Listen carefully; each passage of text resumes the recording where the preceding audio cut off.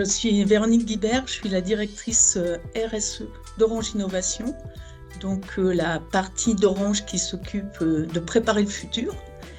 Et donc mon rôle, c'est évidemment d'avoir de la RSE by design dans tous nos projets de recherche et d'innovation.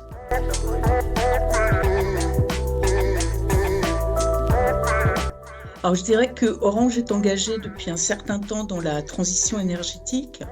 Notre premier point, c'est qu'on a pris un engagement, un objectif d'être net zéro en 2040, net zéro carbone en 2040. Et ça se traduit par des objectifs intermédiaires que l'on inscrit dans nos plans stratégiques. Donc sur notre plan stratégique 2025, qui s'appelait Engage 2025, on avait pris comme engagement de faire moins 30% d'émissions sur ce qu'on appelle le scope 1 et le scope 2, et moins 14% sur le scope 3, ce qui est plus un challenge puisque ce ne sont pas des émissions que l'on maîtrise complètement. Sur notre nouveau plan stratégique, Lead the Future, que Christelle Edeman a présenté il y a quelques semaines maintenant, on va plus loin puisqu'on dit qu'on va faire moins 45% sur nos émissions en 2030, de façon à être sur cette trajectoire de net zéro carbone 2040. Et du coup, comment on fait? Parce que c'est bien de se mettre des objectifs, mais il faut pouvoir les traduire en réalité.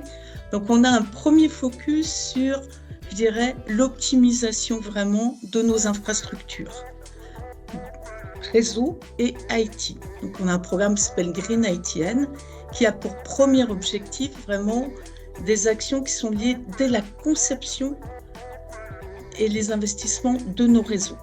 On va par exemple avoir des accords de RAN sharing qui vont nous permettre d'optimiser l'hébergement et la façon dont on opère nos réseaux.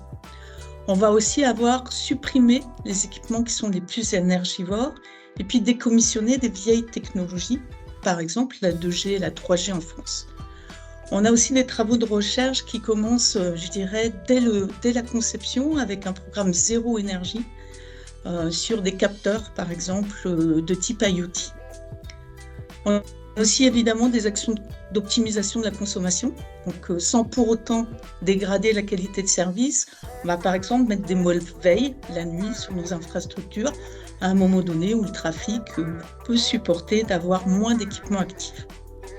Puis on a évidemment des actions de réduction de la consommation d'énergie qu'on a bien vu dans le contexte de la crise énergétique en France, donc où il était important de pouvoir, je dirais, basculer l'alimentation électrique d'une partie de nos opérations de notre réseau sur batterie pour des périodes courtes d'1 heure, de façon à laisser, je dirais, l'énergie disponible pour d'autres activités critiques.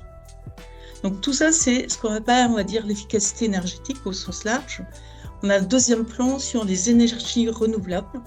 On a vraiment un plan volontariste pour augmenter la part des énergies renouvelables dans nos mix énergétiques, qu'ils soient en France, mais dans les pays où Orange est présent, donc que ce soit en Afrique ou en Europe, par exemple, avec un objectif quand même qu'on ait 50% de notre mix énergétique en énergie renouvelable à l'aube de 2025. Donc ça passe évidemment par des signatures de contrats d'approvisionnement, donc les Power Purchase Agreements. Ça passe aussi par des installations spécifiques, par exemple une centrale photovoltaïque sur le site de télécommunications par satellite de Bercenay-en-Othe, c'est en Othe dans l'Aube. Et donc ce qu'on va faire là avec Réservoir Sun, ça va permettre de produire de façon décarbonée une énergie équivalente à 1700 foyers. Et ça va nous permettre d'économiser 100 tonnes de CO2 par an.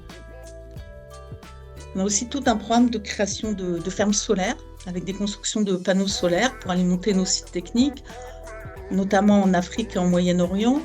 Alors, soit sur fonds propres en investissement, soit par des partenariats avec les ESCO, les Énergie Service Company. Je vais citer 2 exemples, pas trop divulguer tout ce que je pourrais dire lors du salon. Donc, on a 70% de l'électricité nécessaire à nos opérations en Jordanie qui est couverte par la production de 3 fermes solaires. Et en Côte d'Ivoire, on a mis en place une centrale photovoltaïque qui nous permet aujourd'hui de couvrir 50% de la consommation diurne de notre data center principal. Le troisième volet, donc on a dit l'efficacité énergétique, les énergies renouvelables, c'est l'économie circulaire.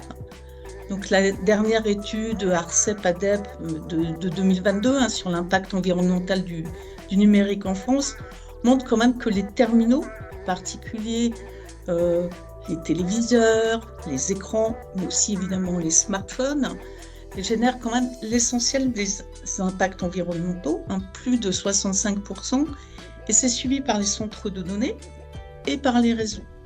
Donc ça veut dire que nous, on a de l'impact sur les réseaux et centres de données par notre activité, mais aussi quand on revend des terminaux, on a des choses à faire. Donc comme la phase de fabrication comporte vraiment 2/3 de ces impacts terminaux, on travaille beaucoup cet axe d'économie circulaire, à la fois par un programme qui s'appelle OSCAR, qui porte sur les équipements réseau, donc comment on fait augmenter leur durée de vie, comment on peut utiliser des équipements de seconde main, sachant qu'on a pour objectif d'avoir 10% d'achat d'équipements de seconde main en 2025.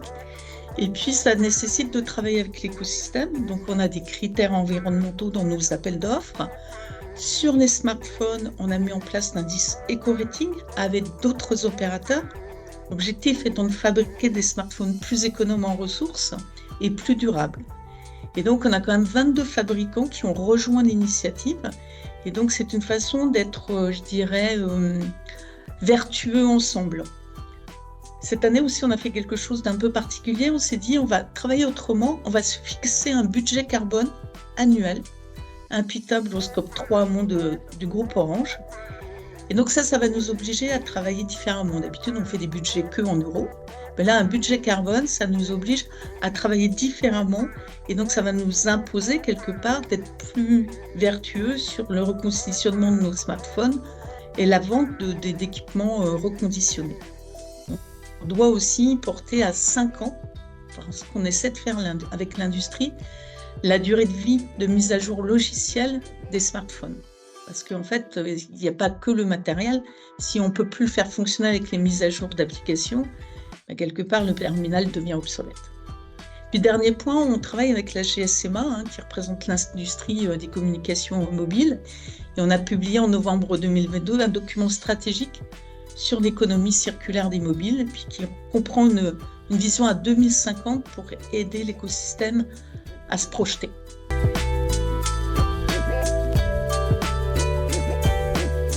Alors, oui, ça bouge, parce que toutes les entreprises ont quelque part, en tout cas les grandes entreprises, ont pris des engagements vis-à-vis de l'environnement, potentiellement de l'inclusion numérique, qui fait aussi partie, je dirais pour moi, de la RSE.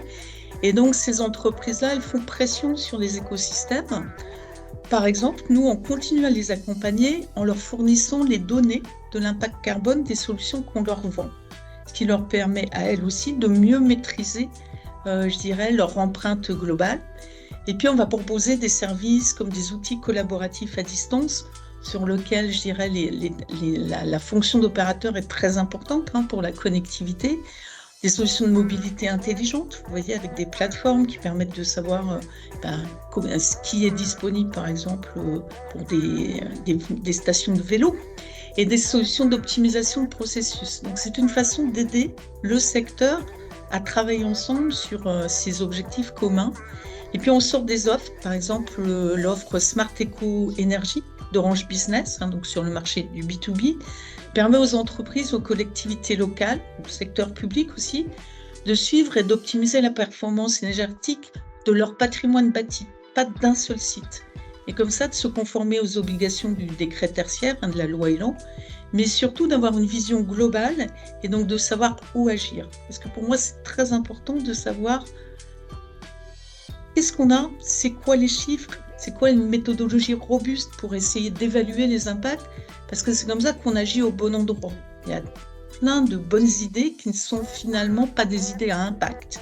Et donc c'est très important pour nous d'avoir ces méthodologies robustes avec lesquelles on travaille à l'ITU. Par exemple, on a soumis une méthodologie qui permet d'évaluer ce qu'on appelle le carbone évité. Donc quand on met en place une solution, elle peut permettre, par exemple, quand on reprend les outils collaboratifs à distance, elle peut permettre d'économiser des émissions d'un gaz à effet de serre. Et cette méthode permet de les évaluer Et donc aussi de prendre conscience des effets rebonds, c'est-à-dire que quand on libère du temps, par exemple, sur par des outils collaboratifs, il y a des gens qui peuvent se dire, du coup, je vais habiter à 300 km de mon travail. Et donc ça, c'est un effet rebond qu'il est intéressant d'avoir en tête parce que ça permet de savoir jusqu'où la solution permet de décarboner et où sont les limites et les règles, quelque part, d'usage à y consacrer.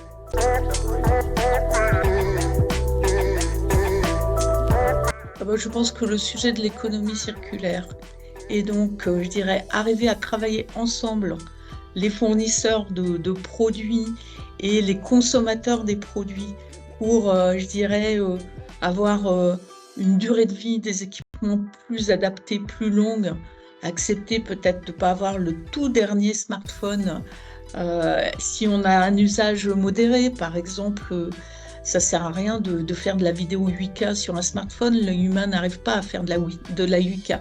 Donc ce genre, vous voyez, de prise de conscience va aider, je pense, l'écosystème à aller vers des choses un petit peu plus sobres, plus adaptées, peut-être des fonctionnalités utiles, comme on dit. Et puis le deuxième point, je pense pour moi, c'est aussi qu'on est en train de prendre conscience qu'il y a de la compétition sur un certain nombre de ressources rares entre les différents secteurs d'activité. Et donc, nous, on contribue à une initiative qui va essayer de modéliser ces compétitions de ressources pour qu'il y ait une prise de conscience et que du coup, l'écosystème, au lieu de se battre pour ces ressources, se dise quel est l'usage le plus intelligent par rapport à une pyramide. Je pense que vous connaissez la théorie du donut, les 9 limites climatiques et versus les besoins essentiels des individus. Et comment on se met dans la bonne perspective pour joindre ces deux faisceaux de contraintes, en fait.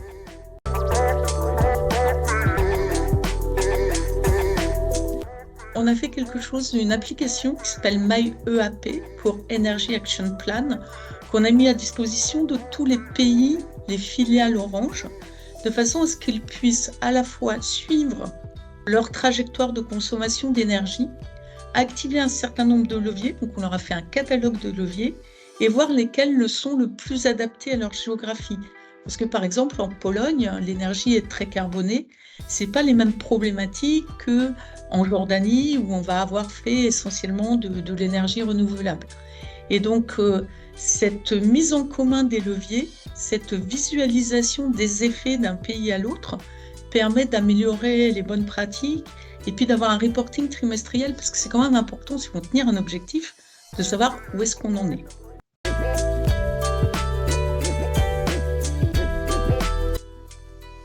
Alors pour moi, c'est une très belle opportunité d'échange et de regard croisé entre des acteurs français, européens, sur des initiatives, des innovations qui vont, je dirais, nous aider à atteindre cette trajectoire. Et pour moi, on ne peut pas le faire seul. Personne ne peut le faire seul.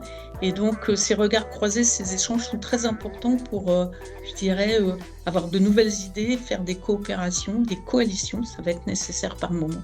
Et donc, voilà, pour moi, l'enjeu de ces salons et l'intérêt que j'y vois.